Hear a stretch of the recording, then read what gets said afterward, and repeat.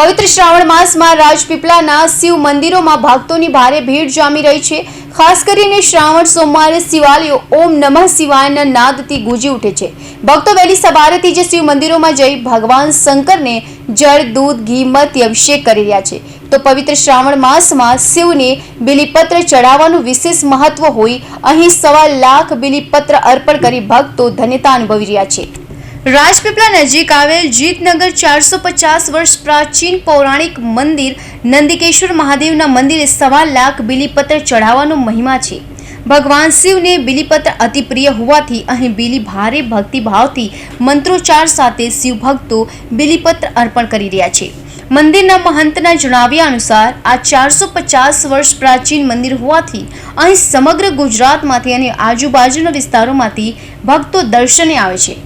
શ્રાવણ માસમાં અહીં દરરોજ વિવિધ પૂજા અને વિવિધ પ્રકારના શણગાર કરવામાં આવે છે।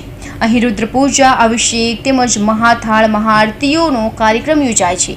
છેલ્લા સોમવારે અહીં ભવ્ય મેળો ભરાય છે। श्री नर्मदा जिल्लाના જીતનગર ગ્રામે શ્રી નંદિકેશ્વર મહાદેવ તથા નવદુર્ગા માતાજીનું આ મંદિર અતિ પૌરાણિક મંદિર આવેલું છે।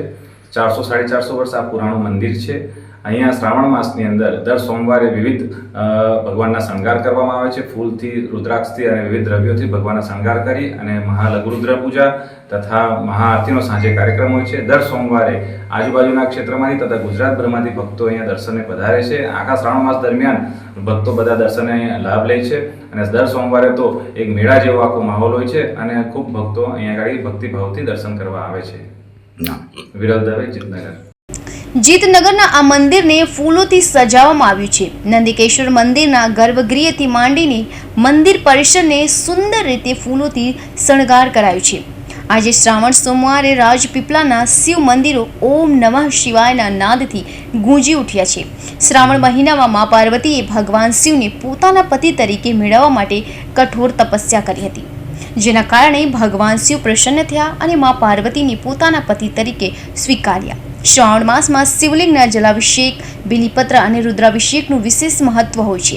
શ્રાવણ માસ દરમિયાન દરરોજ ભગવાન શિવની પૂજા કરવાથી બધી મનોકામના ઝડપથી પૂર્ણ થાય છે। શ્રાવણ માસમાં ભક્તિભાવપૂર્વક પૂજા અર્ચના કરવાથી ભક્તોને ઐશ્વર્ય અને સંપૂર્ણ મનોવાંછિત ફળ મળે છે।